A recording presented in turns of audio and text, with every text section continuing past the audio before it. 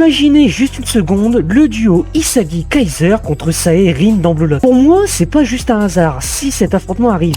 C'est inévitable dans un arc Ligue des Champions. Pourquoi ? Parce que déjà, Rin va clairement finir au Real Madrid avec son frère Saitoshi. Comme il a eu une prime, il va forcément y aller. Deux génies, deux visions du jeu, mais totalement différentes. Sae, c'est le contrôle absolu, la lecture parfaite du terrain.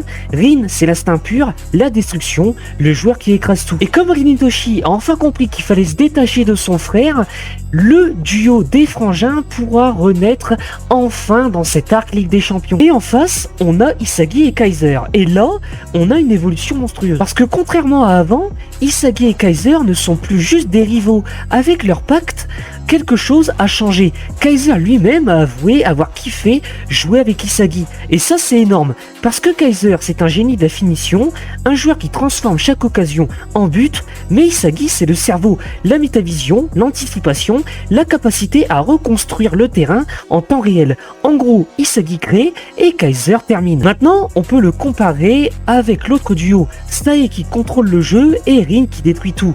On a donc un duo basé sur la logique et la synchronisation parfaite contre un duo basé sur le talent pur et la domination individuelle. Et c'est pour ça que cet affrontement va être incroyable, parce que ce n'est pas juste un match, c'est un choc de philosophie. Vision contre instinct, construction contre destruction et évolution contre talent naturel.